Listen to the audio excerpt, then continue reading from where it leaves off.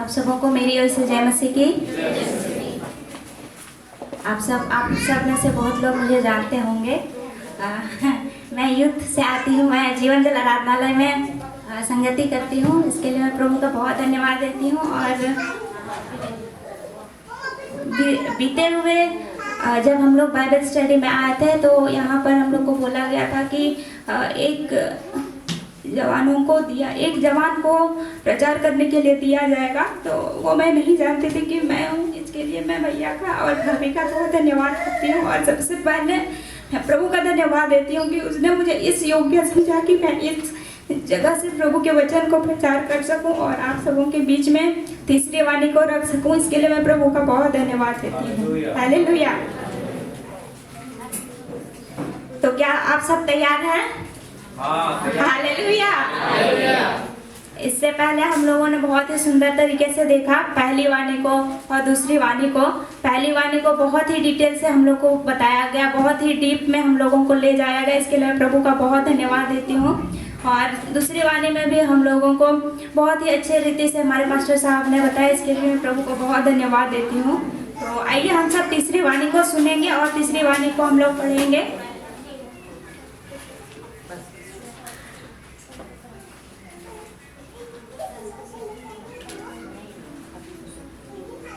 और ये तीसरी वाणी हम लोग को यूहन्ना रचित सुसमाचार 19 अध्याय इसके 26 और 27 पद में मिलता है। यहाँ इस प्रकार से लिखा हुआ है,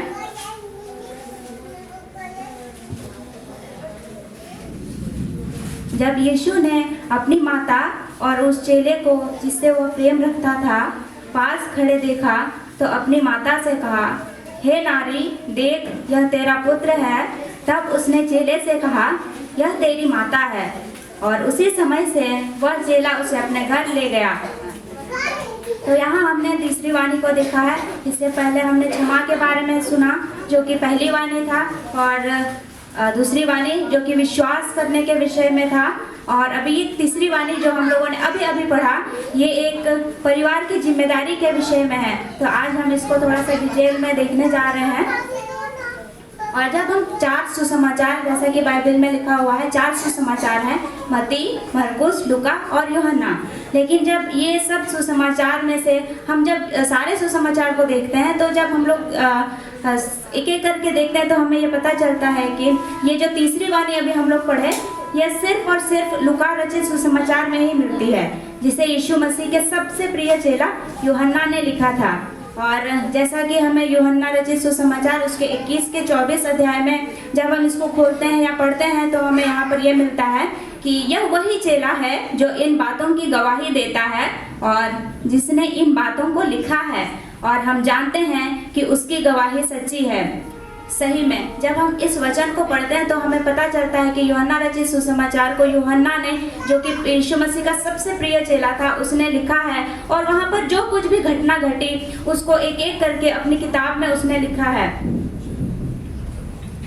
प्रभु यीशु मसीह जब हमारे सारे पाप को, इस संसार के पापों को लेकर क्रूस पर थे, तो इस समय उनसे ज़्यादा शारीरिक कष्ट में शायद कोई नहीं था, क्योंकि हम जानते हैं कि इससे पहले उनको 39 कोड़े मारे गए थे। 39 कोड़े मारे जाने के बाद भी उन्हें क्रूस उठाने की जिम्मेदारी उन्हीं को दी गई थी। उन्हें बोला गया कि आप क्रूस को लेकर के जा सकते हैं, आप क्रूस को लेकर के जाइए। तो जब वो क्रूस को लेकर के जा रहे थे, यानी कि कितना सारा दुख उन्होंने हमारे लिए सहा, हमारे पापों के लिए, जबकि हम उस समय इस योग्य भी नहीं थे कि हम उस प्रभु के उस अनकंडीशनल उस प्रेम को हम उसको समझ सके। लेकिन फिर भी प्रभु ने हमारे लिए इन सब चीज़ों को किया है।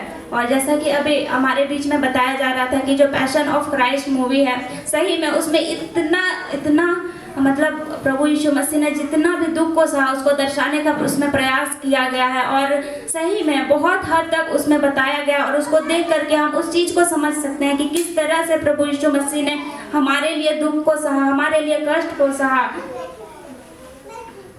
और यीशु मसीह परमेश्वर होने के साथ साथ 100% मनुष्य भी थे, लेकिन उन्होंने ना अपने दर्द के बारे में और ना ही अपने कष्ट के बारे में चिंता की।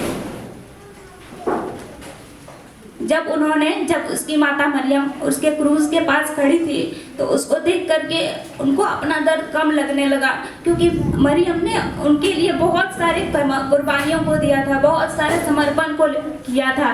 तो जब यीशु मसीह क्रूज के पास खड़े देखा मरियम को, तो उस समय मरियम की आंखों में आंसू थे।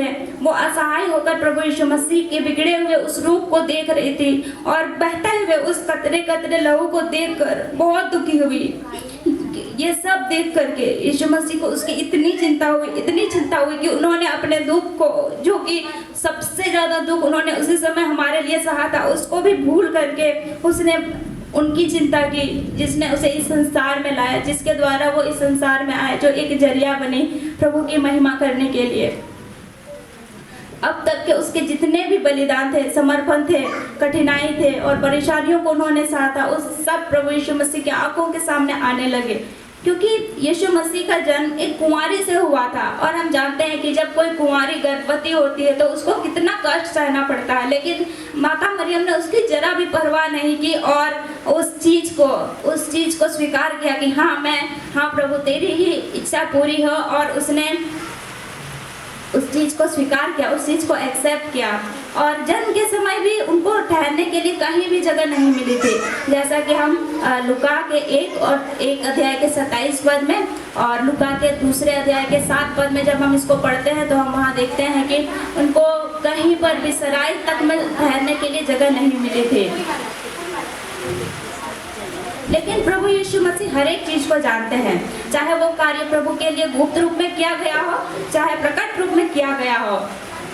प्रभु यीशु मसीह हर एक काम को देखते हैं, क्योंकि जब हम लोग अय्यूब की पुस्तक उसके 34 अध्याय के 21 पद में पढ़ते हैं तो हमें यह मिलता है, क्योंकि परमेश्वर की आंखें मनुष्य की जाल जलन पर लगी रहती हैं और वह उसकी सारी चाल को देखता है।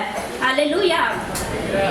सही में परमेश्वर हर जगह है, हर कहीं है, सर्वज्ञ है, सर्वज्ञानी है, सर्वशक्तिमान है, हर जगह मौजूद रहने वाला परमेश्वर है। वो हर समय हमें देखते रहता है। तो उसने हर एक चीज को एक एक करके देखा था।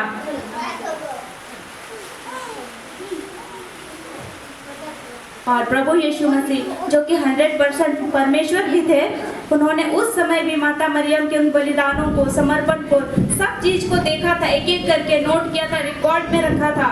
और प्रभु यीशु मसीह माता मरियम से प्रेम करते थे, इसलिए उन्होंने अपनी माता से कहा, जैसा कि तीसरी वाणी में हम पढ़ते हैं यूहन्ना 19:26 में, जो कि आज का तीसरी वाणी मुझे दिया गया है। इसमें है, हे नारी देख यह तेरा पुत्र है। तो यहाँ पर हम देखते हैं कि यीशु मसीह ने अपनी माँ को नारी करके संबोधित किया है। उसको नहीं बोला कि हे माँ, ऐसा नहीं बोला, लेकिन उसने कहा कि हे नारी, क्योंकि यीशु मसीह इस संसार में हमारे लिए और पूरे संसार भर के लिए एक उद्धारकर्ता के रूप में आया था। जब हम लोग 1 तिमोथी उसके 2 अध्याय के 5वें पद में देखते हैं तो यहाँ पर हम ये पाते हैं कि क्योंकि परमेश्वर एक ही है और परमेश्वर और मनुष्य के बीच में भी एक ही बिचवाई है, अर्थात मसीह यीशु जो मनुष्य है। हालेलुया। यहाँ पर एक ही परमेश्वर है और हमारे मनुष्य और परमेश्वर दोनों के बीच में भी एक ही बचाने वाला, और वो है प्रभु यीशु मसीह।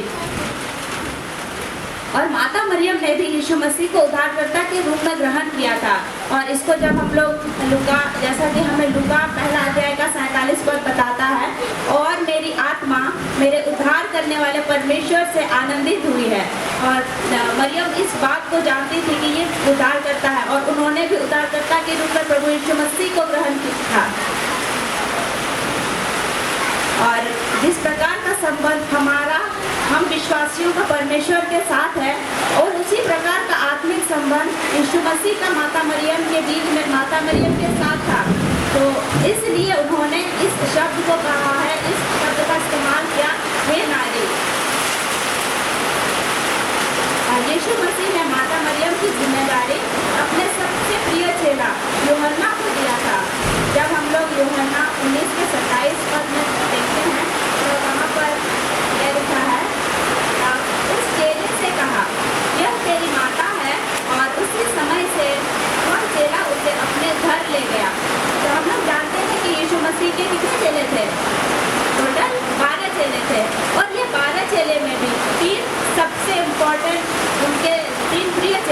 और ये थे पतरस, याकूब और यूहन्ना। लेकिन ये तीनों जहाँ कहीं भी प्रभु यीशु मसीह जाते थे, सब लोग साथ साथ जाते थे। वो प्रभु यीशु मसीह को कभी नहीं छोड़ते थे।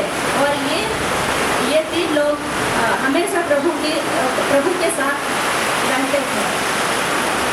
लेकिन जब प्रभु यीशु मसीह को क्रूस पर चढ़ाया गया था, उस समय हम देखते हैं कि वहाँ पर सिर्फ और सिर्फ अकेला यूहन्ना ही वो अकेला चेला था, जो कि वो क्रूस के पास खड़ा था। उस समय जब प्रभु यीशु मसीह क्रूस की मृत्यु को सह रहे थे, वही एक ऐसा व्यक्ति था जो कि वहाँ पर मौजूद था, क्योंकि बाकी चेले तो वहाँ से डर के मारे भाग गए थे। जैसा कि मरकुस 14 का 50 अध्याय हमें बताता है, इस पर सब चेले उसे छोड़कर भाग गए।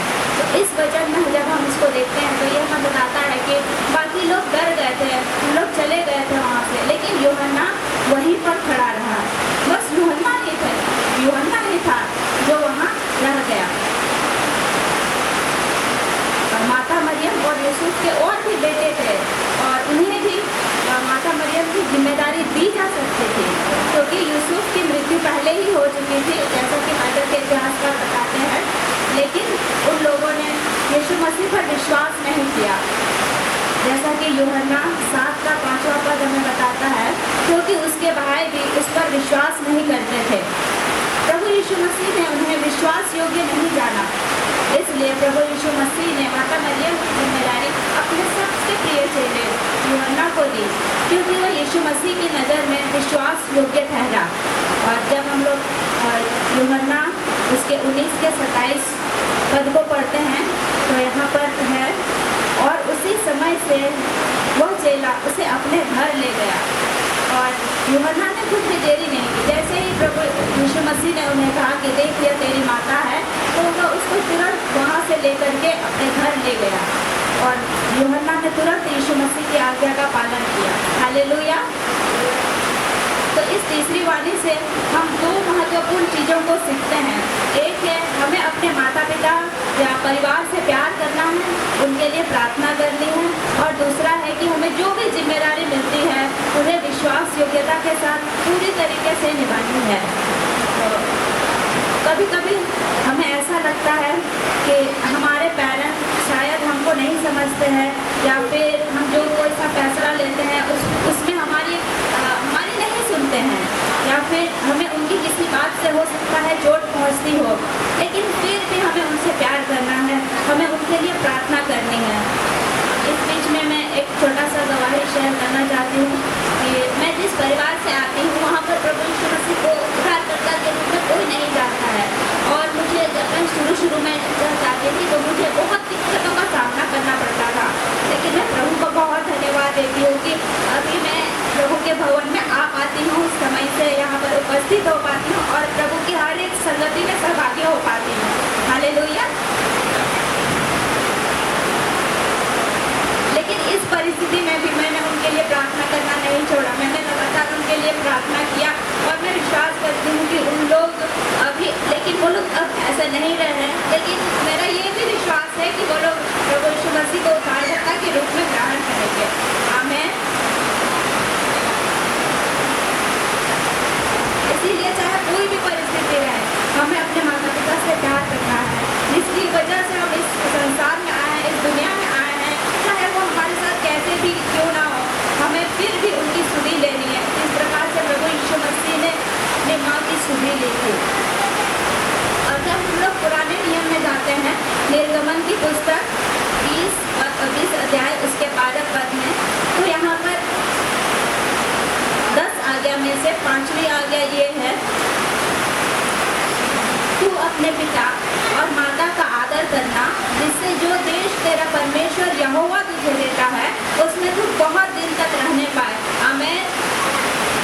ये जो 10 आज्ञा है, इसमें से एक ये जो 5वीं आज्ञा है, तो अपने माता पिता का आदर करना, इसके साथ एक ऐसा वायदा जुड़ा हुआ है जो कि हमें किसी और आज्ञा में नहीं मिलता है। यहाँ पर है कि यदि हम उनका आदर करेंगे तो जो भी देश परमेश्वर यहोवा हमको देता है उसमें हम बहुत दिन तक रहने पाएंगे, यानी कि हम दीर्घायु जीवन को बिताएंगे। हालेलुया।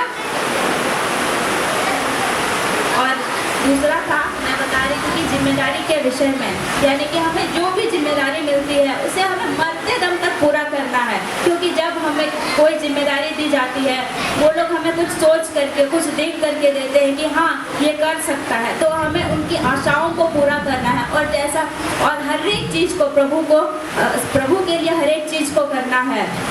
कभी कभी जिम्मेदारी निभाते निभाते हमें ऐसा लगता है कि नहीं, अब हमसे नहीं हो पाएगा, लेकिन जब हमें ऐसा लगे कि ये जिम्मेदारी मेरे लिए बोझ बन गई है, तो हमें इसके लिए भी प्रार्थना करना है, ताकि हमें ये जो भी जिम्मेदारी मिले उसको हम अच्छी तरह से कर सकें। और इस चीज़ को करने के लिए मैं 3 काम है, तो वो 3 कामों को बताना चाहती हूँ। ये 3 काम है जो हमें मतलब बहुत ही महत्वपूर्ण है, और इस चीज़ों को जब हम करते हैं तो हम अपनी जिम्मेदारी को बहुत ही अच्छी तरह से निभा सकते हैं।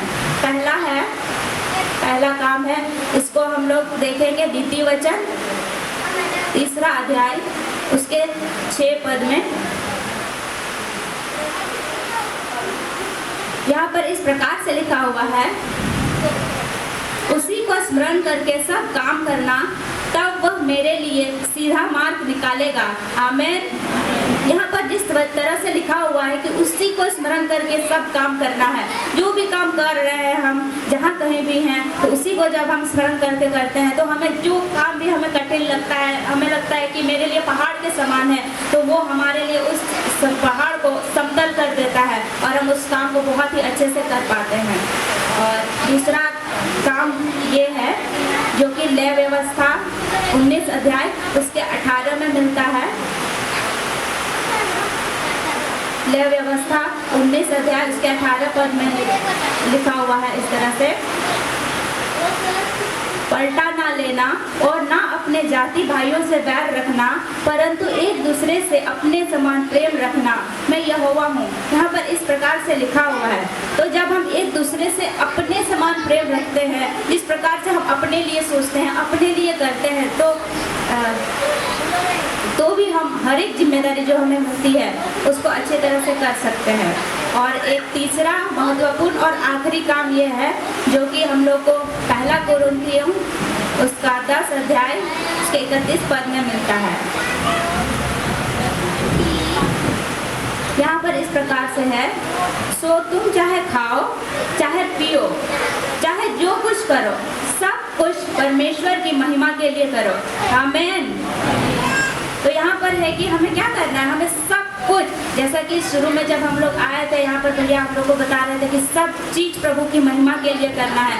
तब जब हम ऐसा सोच करके करते हैं तो हमारा जो भी जिम्मेदारी हमारा है वो एकदम परफेक्ट रीति से पूरा होता है। हालेलुया। तो मैं यही चीज़ों को आपके सामने रखना चाहती थी। मैं प्रभु का धन्यवाद देती हूँ कि इन सभी चीज़ों को मैंने आपके सामने रखा है। प्रभु आप लोगों को बहुत आशीष दे। और एक प्रार्थना है हम लोग करेंगे, तो आइए हम सब अपने आँखों को बंद करें, हम लोग प्रार्थना करेंगे।